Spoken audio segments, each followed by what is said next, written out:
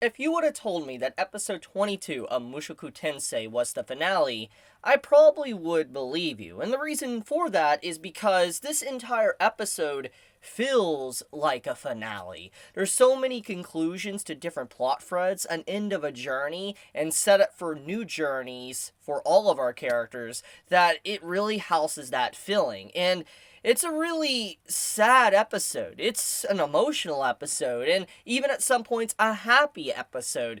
There's a lot of whiplash with many different emotions and complex feelings I have towards this episode while I was watching it, and there's so many scenes I know people are going to be talking about, to the stuff with the departure of Dead End, to seeing the reveal of what really happened to Rudy's hometown, to the Eris and Rudy scene at the end. There is really a lot to take from this episode, and there's a lot of character development, there's a lot of characterization, there's a lot of setup for the plot going forward, and it really just leaves you wondering what is actually next. And just to quickly summarize something that needs to be said, I feel like this episode is probably going to be heavily controversial. I feel like a lot of people are going to be talking about that final segment of the episode and really just kind of painting it black or white and not really looking at the morally gray situation of that entire event. But I'll talk more about that later on in this video because I want to kind of go from one event to the next in order where the episode began. But before I do that, though, I want to say in terms of writing of this episode, I'm going to say that this episode felt like pre-season 6, season 5 of Game of Thrones. That's how it felt like to me, like watching this episode. The level of writing was on a whole other level, and I am awestruck. I am legitimately awestruck because last episode was great for a lot of reasons, and we all know why. But the thing is this episode is also just as great, or maybe even better than the previous episode. It may not have had as fancy of animation and magic sequences of like Rudy pumping his lungs with air, or Orsted, just fighting Rudy and all that. We might not have had crazy action sequences, but in terms of writing, this episode was some of the highest level of quality we've seen from the stories thus far, and this is like peak Mushoku Tensei that we got from this week. I just am incredibly amazed by just how good this series is, back to back, episode after episode, with just no stop of its quality, and I really do hope, since next week technically is the finale, I really hope we get a season 2. I have no doubt in my mind that we won't get a season 2. I don't know if it'll be announced next week, but I do have faith that we're going to have a season 2. There is just too much effort that has been put into this anime project that there's just no way that Studio Bind, that's working on this series, would not actually prep for a season 2. Just there's too much setup for that. There is no way we are not getting a season 2. But enough with that. Let's talk about how this episode started. And it started with a nightmare. And I feel like the entire theme of this episode actually is representing goodbyes, loneliness, sadness, and isolation. Those are the themes you can take from the beginning to the very end of the episode. And the beginning really opens up with that loneliness and isolation and sadness. Like, if you want to summarize the entire nightmare sequence that Rudy went through, you can really say that he was fearful of being alone, being disconnected from his second life. He really has fallen in love with this new world that he's been in. He's fallen in love with being able to have friends, companions with him that he can trust in and talk with and not feel like, he is kind of thrown away from the group. He actually feels bonded with people around him. And that entire moment where you see like the life ticking in front of his eyes and all that, and he feels like he's becoming disconnected and being pushed away, or he's kind of floating away from his companions, is a really heartbreaking moment because he fears that isolation, that loneliness, and he doesn't want it to happen. And it also represents that he is fearful of death, and he just doesn't want to throw his life away. He wants to really have the best life that he possibly can. And also the ramifications of, Orsted's, PTSD or trauma he caused. Rudy is definitely there. The entire segment is just beautifully crafted, and I just loved how the opening of this episode really just sets the tone of what the episode is about, which I already said.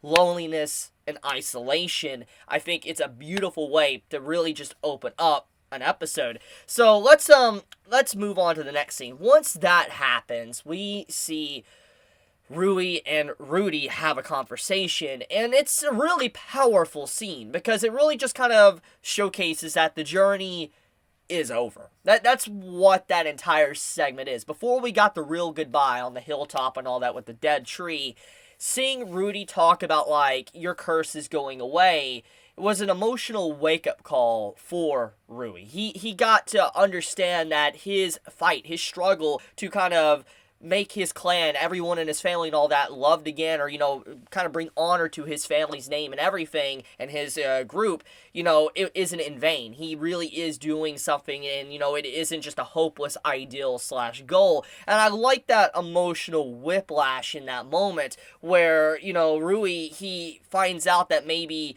there is no hope because he is cursed, and he's like, oh, okay, and you could just see the sadness in his face. But then when Rudy confronts him, it's like, hey, the curse is actually going away, it's getting better, you see the shock in his eyes, and he actually turns around and starts crying. And I think this is, like, the only time we've really ever seen him cry, and this isn't, like, crying from sadness, this is crying in tears of joy. There's a very distinct difference in just the way the scenes are done, because we have another example of crying in the episode with Rudy at the end of the episode, and also Eris crying as well all alone. I feel like Rui's crying was representing, he was just, he was happy that his struggle, his fight for all these years actually means something, and he's happy there is something being done. And he expresses his true love and, I guess, appreciation towards Rudy and Eris when the goodbye scene actually happens.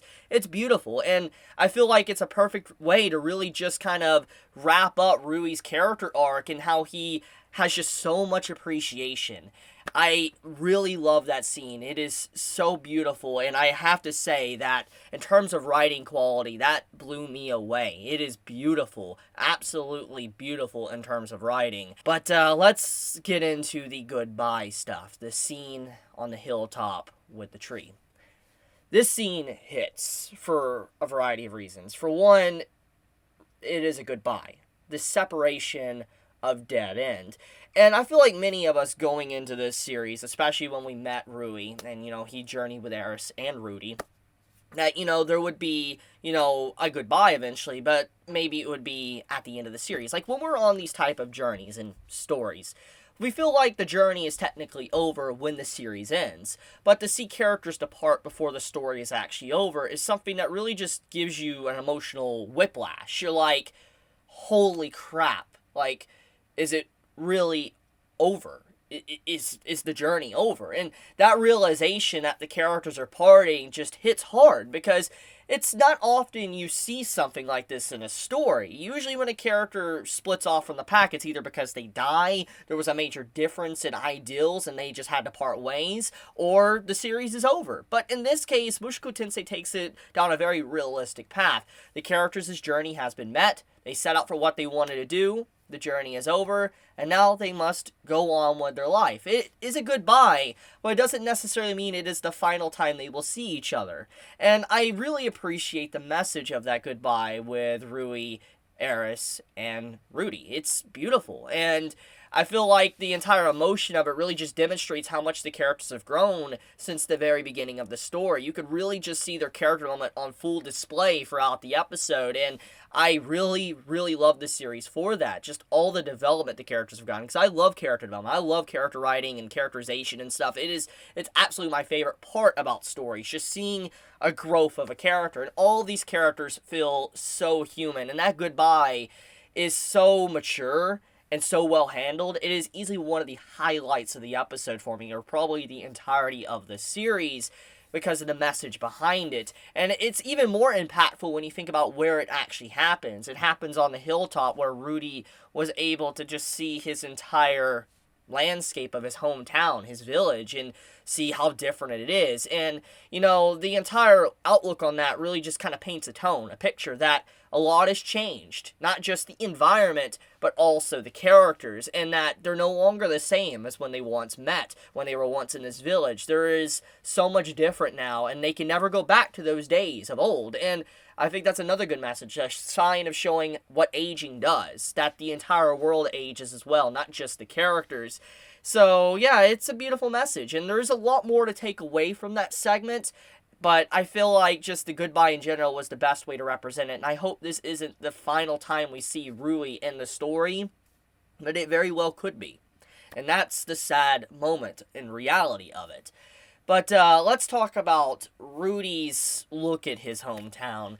This scene is actually really powerful, because you see how bonded Rudy was with his village. Like, we saw it throughout the early episodes of Mushoku Tensei, that, he was getting bonded with his village. He grew up here, and it took him a lot of effort and struggle to finally leave his house to see what was outside of his, house and his yard. And when he did, the whole world opened up to him, and you could see that his journeying and looking around the world was very bright, colorful, and something that brought life to him. And seeing that all life was gone and destroyed, you got to imagine the amount of emotion that he was going through just looking at all these childhood memories being completely tarnished or ruined, because the reality is none of that is there anymore. It's unrecognizable to what it once was. There is really barely any sign of life anymore. And that is also what hits hard, is that Rudy now realizes he doesn't have a home anymore. He really doesn't. There is no place that he could really just sit down and say, this is my home. He doesn't. He doesn't have one anymore. Eris's family's been basically destroyed as well. His family's destroyed and all separated. He doesn't have anything. And that, I think, is what reality sets in, is that he has never felt probably more alone than in that moment, which goes back to the theme and emotion of isolation and loneliness that I talked about earlier on in the video. When we go into the Eris stuff of the episode, we get to finally see Ghislaine again, and this entire scene is happy, because you're like, we get to have this character after the separation of Dead End finally going apart and their journey meeting its final conclusion. It's interesting that we get to see Ghislaine. You're like, oh, we have another character, and she's going to be able to be with us from this point forward. But then she quickly disappears with Eris at the end, and I'll talk more about that in a moment. But when it comes to that entire segment, it's very important for Eris's character development. And all of the characters throughout this episode got a lot of character development. As I said already, Rui, he had major development with finding out that his struggle wasn't in vain. Rudy, finding out that, he is alone now and his world is shattered and that his hometown is no longer like it once was. To now Eris finding out about her situation and her hometown and her family. And this is a really heavy topic to talk about, because the reason why is I feel like deep inside, throughout the journey of Mushoku Tensei, Eris has been aware that her family is probably dead. But she's bottled this up inside of her. She has kept this weight in her heart and not even spoken it to Rudy at all. She's kept it to herself because she didn't want to trouble him with anything else, which really just goes to show the maturity and how much she has grown. She wasn't acting like a little brat. She wasn't trying to force herself, like, emotion-wise onto others. She actually has grown considerably since she was first introduced. And so when she walked into that tent to find out who died, she tried to put on a very stoic and strong face. And you can look at it as Rudy showed more emotion than Eris in that moment, but in reality, we know that was the exact opposite. Eris had so much emotion boiling inside of her, and she really tried to be strong. She really just wanted to take it and take the hit to the face and just accept reality like it was. But obviously, it is a lot harder to accept because we didn't know what she was thinking, what emotion she was feeling in those given moments. But if I had to take an educated guess, it was loneliness and isolation. And the reason why is when she finds out her entire family is dead, I feel like, just as Rudy, reality smacks her in the face, and that she no longer has a home, a family. And even if she was aware potentially that that would probably be the case, to actually hear it, and it not just be a possibility, but to actually hear it is indeed the case and it is reality, is something that is very hard to live with, because she she wishes she probably could have been there. She probably wishes she could have done something, but obviously there is nothing. And she has probably never felt more alone and isolated than that given moment when she found out her family was dead, because she has no one. Her family is gone, and the only person she really has now is Ghislaine and Rudy. And so that is the heartbreaking moment, is that she doesn't have anyone she could really lean her shoulders on anymore. No father, no grandpa, no mother. They're gone, and that hurts. That really hurts a lot, which is a perfect segue to talk about the next scene with Eris and Rudy tying the knot. I feel like this scene is going to be very, I guess, controversial, because people are going to want to paint this like either as a black or white situation, and they're not going to want to really look at it for what it really is, a morally gray situation with two very flawed characters. I think one of the big aspects that Mushoku Tensei has tried to teach us since the journey began is that all of our cast of characters are incredibly flawed, which is what makes them feel so human, and why we have so much emotion when something actually happens. It's why probably many of us watching this episode of Mushoku Tensei had so much emotion while watching it. When we saw the goodbye of Dead End, that hit, because we have grown bonded with these characters, and we have seen their many successes and failures. And seeing this episode and how that scene happens, it shows two very flawed individuals going through their own emotions and trying to convey them, but kind of failing in that and trying to explain how they feel. So let's kind of dissect what happened here. Eris, she pretty much forces her emotions on to Rudy. And this kind of goes back to what I was just talking about. Eris has changed a lot. Yes, she has matured and become a better person. And she's not a brat anymore. And she feels like she, isn't the best. But if we go back to her origins, she always felt like she didn't really need to read, she didn't need to write, she didn't need to learn magic, etc. She felt like she was good. Like, for instance, she was perfect how she was, and she did not really need to learn anything. That was a big moment for her character, basically, to finally take initiative to learn things. And that's where we could see her development come into this episode, is that she has learned that she isn't the strongest. She has learned she isn't the best swordsman or swordswoman. She's learned that she is not the best with magic, and she's surrounded by crazy, powerful individuals, and so she feels inferior. And in her own way, she probably feels she is inferior to Rudy. And when you see that entire moment, it pretty much clarifies that's probably her feeling. She really does feel inferior, and when she pushes her emotions onto Rudy, the reason for that is because she doesn't want to be alone. She has so much loneliness, so much isolation in her heart. She wants to have a family. She doesn't want to be alone for the rest of her life. And that is why she forces those emotions on Rudy, that moment of weakness, because she feels like Rudy, that's what he wants, because that's what he always seemed like he wanted, and so she wants to do that. But in reality, she realizes what she did probably when she woke up, and she probably felt extremely guilty, but on top of that, she realized that she is not probably worthy maybe for Rudy. That's probably how she feels about the situation, because we know she feels weak and inferior. The entire segment with the departure of Dead End really hints at this overall impression when, Rui's like, hey, don't feel too bad about losing and all that to Orsted. He was a god. He was legitimately a dragon god. So you should feel happy that you got to test your mettle up against a god itself. But obviously, Eris's expression really says something different, that she isn't happy. She isn't satisfied with what happened. And even though she has unrealistic expectations to want to be able to beat a god, it doesn't change the fact that's how she feels.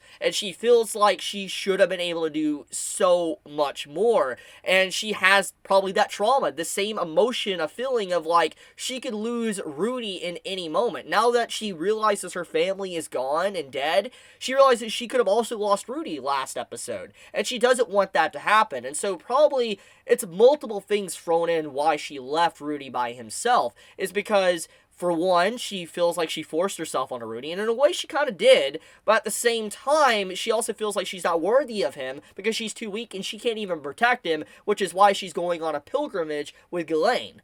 And so that entire segment, it's really complicated. And then we move on to Rudy's situation, his side of the story, and it's another thing to really just take a moment to look at his character development. If this had been Rudy at the beginning of the story, when he first met Eris, he would have jumped for joy and taken that chance to tie the knot with Eris and be happy. That's what he would have done.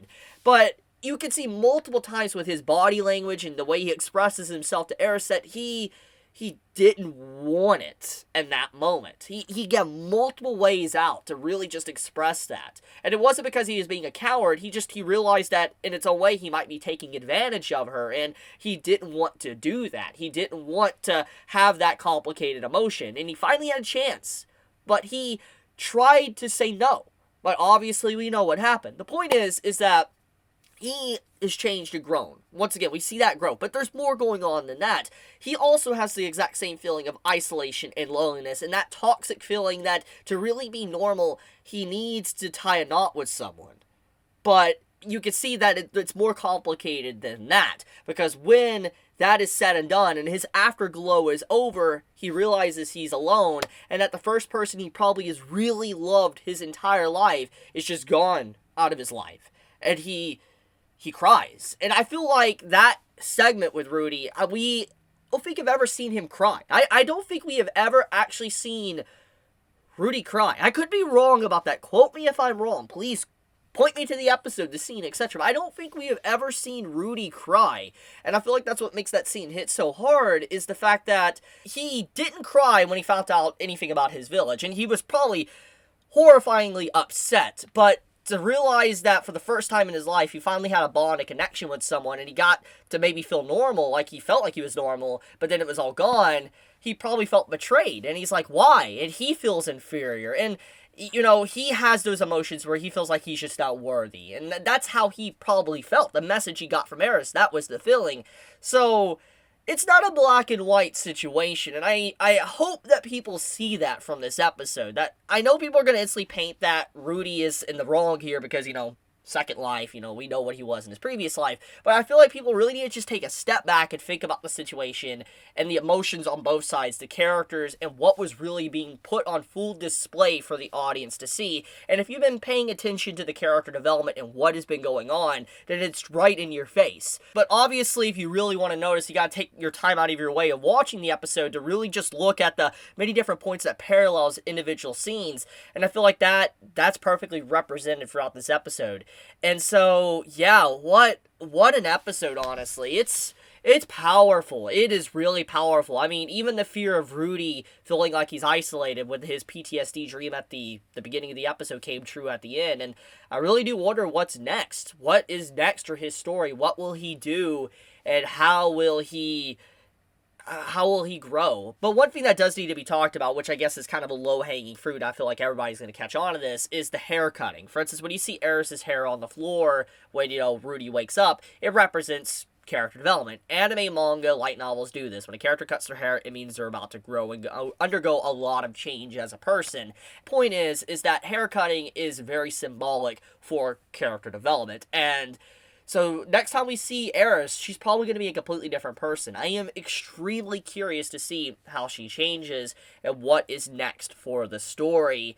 I feel like if I had to take an educated guess, judging by what this episode has been setting up, probably Rudy's going to go out and journey and try to find his mother and also find Sylphie. That's probably one of the two that's probably going to happen in the upcoming episodes or when season 2 arrives. That's my 2 cents on the matter. But I guess I'm going to leave it at that. It's a great episode, and this is just, it's all inspiring. It is a really emotional episode that left me with a pit of sadness. So you all have a wonderful day or night wherever you live. If you enjoyed my video, you know, please leave me a like. If you want to get notified for whenever I upload a video, you know, please click that bell icon down below. And with that, Chibi out.